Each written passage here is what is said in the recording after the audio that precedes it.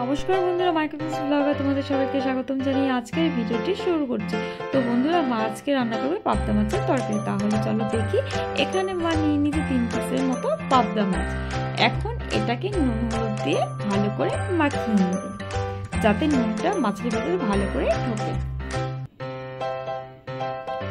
এরকম মাছটা মাখানো হয়ে গিয়েছে। এদিকে মা কড়াইটা বসিয়ে দিয়েছে, দিয়ে দিচ্ছে সরষের তেল। এখন মাছটাকে ভেজে নেবে। আর এখানে নিয়েছে সবজি, যেমন ডাঁটা, বেগুন। এটাকে মা একটু ভাপ দিয়ে নিয়েছে। আর এখন মা মাছগুলোকে এক এক করে দিয়ে দিচ্ছে। এই দেখুন দিয়েও দিয়েছে। আর এখন এক পিঠ ভাজা হয়ে গেছে, তার জন্য উল্টিয়ে দিচ্ছে।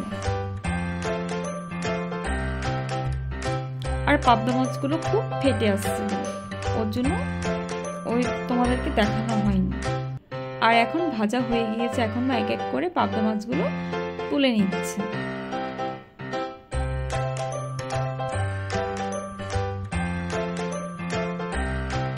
আর এখানে রয়েছে সবজি আর চেরা কাঁচা লঙ্কা।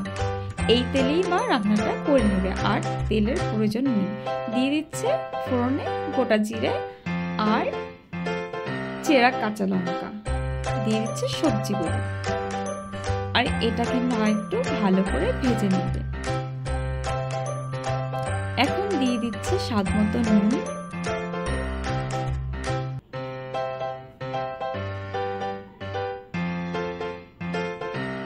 দিয়ে দিচ্ছে হলুদের গুঁড়ো, এখন দিয়ে দিচ্ছে জিরে আর ধনের গুঁড়ো। তো এটা প্রায় ভাজা হয়ে গিয়েছে। এখন মা সামান্য একটু জল দিয়ে এটাকে কষিয়ে নেবে।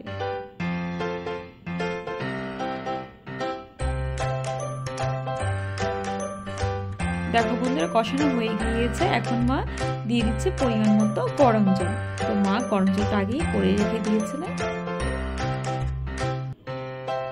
তো আর একটু জল লাগবে, ওর জন্য মা দিয়ে দিয়েছে। এখন এটাকে একটু ফুটতে দেবে। এই দেখো বন্ধুরা, এখন ভাজা মাছগুলো মা দিয়ে দিচ্ছে। তো একটু নেড়েও দিচ্ছে। আর এদিকে মা একটু ধনেপাতা কুচি করে নিচ্ছে, আর নিয়েছে টমেটো। তো টমেটোটা মা উপর দিয়ে দিয়ে দিচ্ছে। তো টমেটোটা দিয়ে আর একটু ফুটিয়ে ধনেপাতা কুচি দিয়ে নামিয়ে নেবে।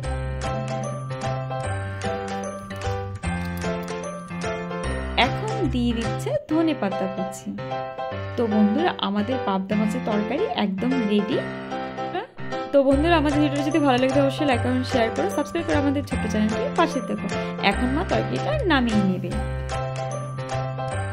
আর আজকের এই পাবদা মাছের রেসিপিটি তোমাদের কাছে কেমন লেগেছে অবশ্যই কমেন্টে জানিও। আর যদি ভালো লেগে থাকে তোমরা বাড়িতে একবার ট্রাই করে দেখতে পারো।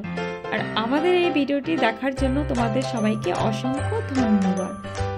তো বন্ধুরা, তোমরা সবাই ভালো থেকো, সুস্থ থেকো।